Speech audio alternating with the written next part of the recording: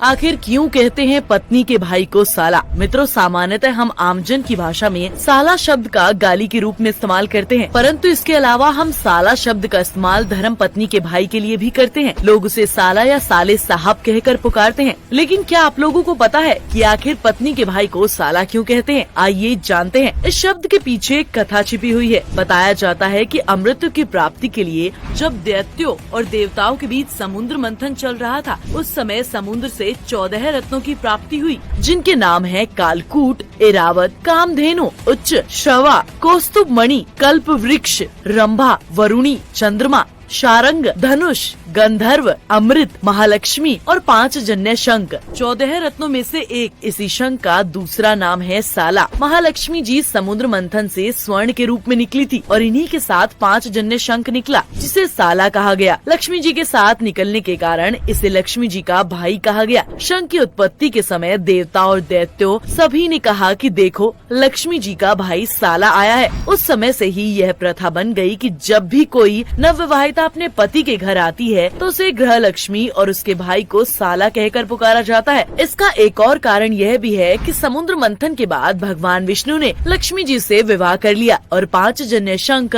साला को भी अपने पास रख लिया। इसी कारण से सभी धर्म पत्नी के भाई को साला कहकर पुकारा जाता है। विष्णु पुराण में भी बताया गया है कि माता लक्ष्मी समुद्र राज की पुत्री है तथा शंख उनका सोहदर भाई है। अंततः इसीलिए कहा जाता है कि जिस घर में शंख है वहाँ माता लक्ष्मी का वास अवश्य होता है। माना जाता है कि पंचजन्य बहुत ही दुर्लभ शंख है। पंचजन्य शंख की उत्पत्ति के संबंध में एक पौराणिक कथा भी प्रचलित है। पौराणिक कथा के अनुसार श्री कृष्ण और बलराम शिक्षा ग्रहण करने के लिए महर्षि सांदीपनि के आश्रम में रह रहे थे, जहाँ उन्होंने वेद, पुराण तथा उपनिषद आदि का ज्ञान प्राप्त किया। जब शिक्षा पूर्ण हुई तब उन्होंने गुरुदेव से दक्षिणा मांगने की प्रार्थना की। महर्षि सांदीपनि को ज्ञात था कि श्री कृष्ण भगवान विष्णु के अवतार हैं, इसीलिए उन्होंने अपने पुत्र पुनर्दत्त, जिसकी मृत्यु समुद्र में डूबने के कारण हो चुकी थी, उसको लौटाने की दक्षिणा मांगी। गुरु की आज्ञा लेकर श्री कृष्ण बलराम सहित समुद्र तट पर पहुँचे और समुद्र देवता से गुरु पुत्र को वापस लौटाने की प्रार्थना की, किंतु समुद्र देव से कोई उत्तर नहीं मिला। इस पर श्री कृष्ण ने क्रोधित होकर संपूर्ण समुद्र को सुखाने की चेतावनी दी